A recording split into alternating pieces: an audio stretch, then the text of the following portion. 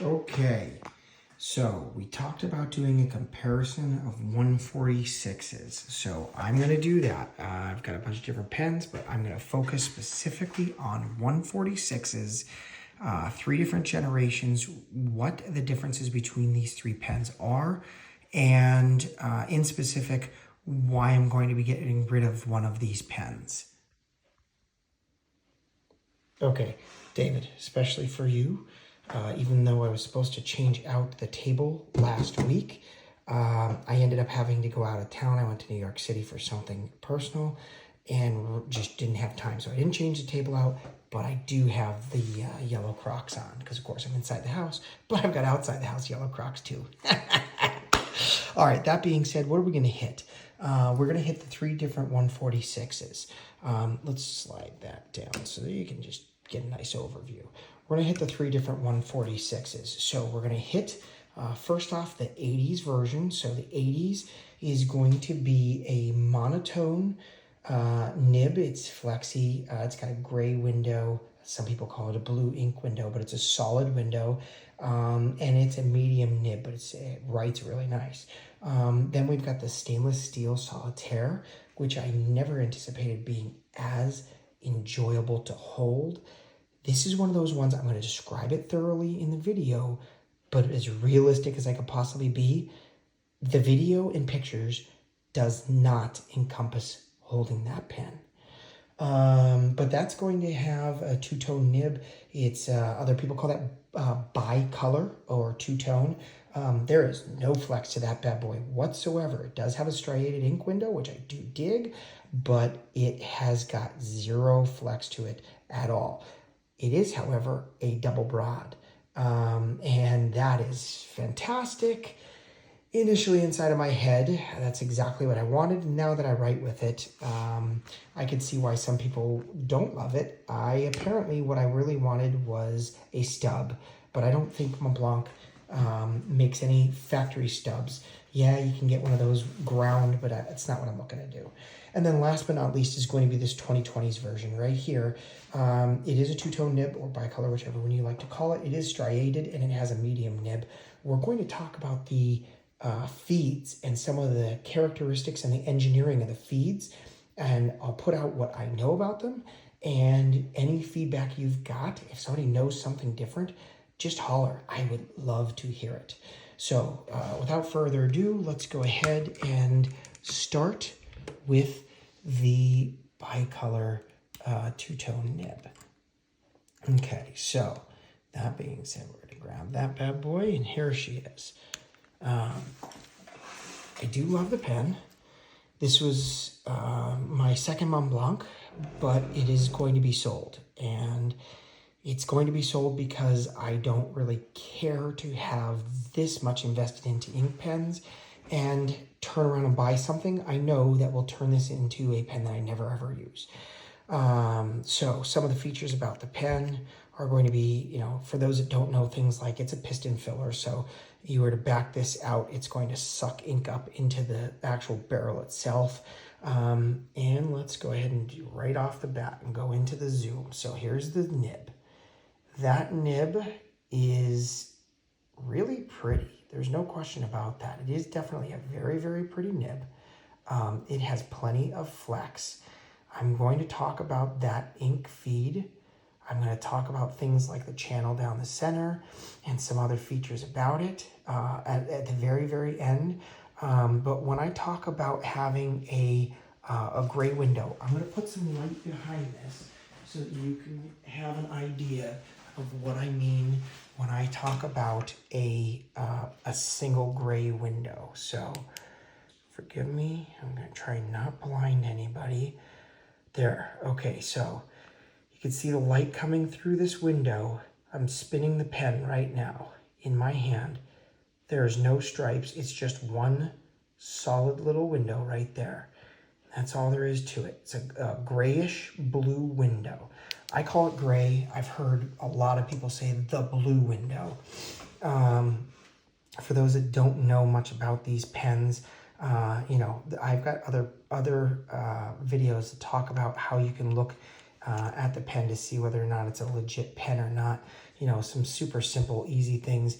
You can see, looking straight down on there, there are two holes right there and right there that you would use to remove the nib and feed. Also, if I were to back this out, you'll see there's two holes in the backside here for pulling the barrel assembly out. And anything that's even trying to do a reasonable job of faking, you're not going to see that. The engravings on the nib, they are so crisp, so nice. By the way, this is only a 14 karat. So it shouldn't be the bounciest thing in the whole wide world, but I promise you, it has reasonable line variation and it's definitely a nice nib. And there's other things like the micro writing on the band itself. You'll see things like, Germany and a serial number up inside of here. Depending on the year you're talking about, they'll have either picks or they'll have different items that are inscripted inside here. Other things, this is a really easy one right here. You can just take a look at the quality of the engraving in the Meisterstück. You can see that it's really a work of art. They do a great job on making these and manufacturing these pens. The favorite things that we talk about, the precious resin. You can literally translute light through these ink pens. That being said, those are most of the features about this pen, and we'll talk about the nibs, the feeds in a minute. Next up is going to be the solitaire. So stainless steel solitaire. There's the stainless steel marking right there, 325. This thing is gorgeous. So I talked about in the hand. In the hand, the feel of this pen, you cannot describe it perfectly. It is substantial in your hand. I've done a gram weighting of this thing. It weighs more than double the other pens. So that's a nice feature. When I go to back this out, there is almost like a vacuum right there on this where it like breaks loose. It's absolutely gorgeous. It really is fantastic. So we can talk about, I'll show you the bands in a second and compare the two, but let's start with the nib. Absolutely gorgeous. You can see that double broad. She is a winner. Oh man, I do love it. You can see the difference in the feed. We'll go into that. I'll show all three at the same time. You can see when I get my flashlight handy here, the striated windows. So if I turn this, try not to blind you while showing the windows. Oh yeah, what's gonna be hard is because they're so full of ink. There you go. You can see each one of those striations. You'll see it in the last one because I don't have any ink in it at all. I like that look. It's gorgeous in person. Things I didn't expect. These threads, they are almost unintelligible with your hand. The Pelican, you feel them. Like you can definitely tell there are threads on the Pelican in comparison. On the Mont Blanc, you cannot. So this has been well loved, and I'm okay with it. Little marks like that, I'm like, cool, because then I'm not going to be that guy that makes those marks at first. But boy, you want to talk about an absolutely gorgeous feel. So again, the two-tone, there's no flex to this bad boy at all, none. And if you take a look, because it is a solitaire, it shows it's an 18K nib. I don't care. There is like zero movement to this thing. It might as well be, a thick piece of steel. And that's just my words. I'm sure somebody else that has been using steel nibs for a long time is like, dude, you're out of your mind. That thing's got plenty of bounce and feel. In comparison to that either late 70s or early 80s job, that thing's got some flex. And in comparison to, like, for instance, the Pilot Music nib, that thing has lots of flex out the wazoo. The Waterman, the Pelican 140, those things flex. That's kind of what I got used to. And then I grabbed this and I was like, ooh, that was really surprising. But hefty, feels absolutely fantastic. All right, so we'll go into the last one, which is the brand new 2020s version. And when I say brand new, like, look at how perfect that sticker is still on there. This thing is in immaculate, brand new condition. David's very, very lucky guy. Look at that ink window. Man, I hate to be such a sappy, goofy bastard, but that ink window is gorgeous to me. It's like a tuxedo. I love the way that thing looks. The nib is gorgeous. I mean, the fact that it's never seen ink, it has zero discoloration in any way, shape, or form, or tarnishing, or anything. It's gorgeous. You could shave in that reflection. It's absolutely out of this world gorgeous. Standard medium nib. I would be willing to bet that this thing does not have a lot of flex because it is one of the two-tone nibs. But I will say that it looks fantastic. I'm not even going to dip this thing. This is not my pen, so it's not my place to be running anything through this.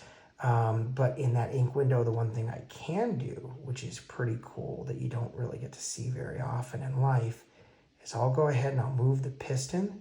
We talked about piston filler a second ago. You can see the piston move past. That is very cool. And then I know I told you about, brass piston system. And then you can see that little indentation right there. There's one on each side, and that's where you would put the tool to take the piston out of the barrel. People talk about, faking. Is it a fake Mont Blanc? Yada, yada, yada. There's too much craftsmanship involved in that to be faking that part. All right, so next up, we're going to talk about the nibs, the feeds actually for the nibs, because it caught me completely off guard. I know there's different, but I'm an engineer, and in engineering side of things, there are some differences in these that's absolutely fantastic. So first off, this line right here, this line is not a ridge or anything else. It's just ink. You can see I just barely touched it, and it's just smearing. It's literally just ink from the last time I was using it. It was running. All right, so that being said, here are all three nibs. The one on the far left, let's put them in the order that I talked about them, starting left to right. We talked about the 70s or 80s. It's on the far left. The middle one is the stainless steel solitaire, and the one on the far right is the brand new. Okay, so on the far left, you can see that there's the veins out here, but they put the ink channel all the way down the bottom side. And that, I believe, is to give more ink flow, because as you spread these tines with pressure, you need more ink to keep up with the gusher that pen is in comparison to these other two. That being said, there's things like, go ahead and take a look. You can't see down through the tines at all, but if I grab this one, you can see right through the tines except for the very bottom. At the very bottom, that's where there's a little bit of a well, and if you look, you'll see down the center, there is a channel that is up against the nib. You can see it right there. So that channel that's up against the nib is going to allow for the proper ink flow for the broad nib that this is. But I don't believe it requires nearly as much ink as the Flexi one that's a real gusher. Then we get into the brand newest one. The brand newest one, I believe, is going to require the least amount of ink. But if you take a look, you can still see up against the split in the nib, they still ran a channel for the ink to flow. I'm going to turn it to the side. You can see there's more of a well down here at the bottom, but still has the tines up to the top. And one thing that this one has that the other two do not is if you take a look at them right there, you can see there's a funky channel that goes just right up to the tip. The other ones don't have that. The other ones have like a solid, almost well up to the tip, and this one has an actual channel. I haven't pulled this pen apart, and I'm not going to because I don't own it. But I would be willing to bet that that probably is a channel to ensure it gets good ink flow. Montblanc does a decent job of that in my experience. I've heard a lot of people criticize them.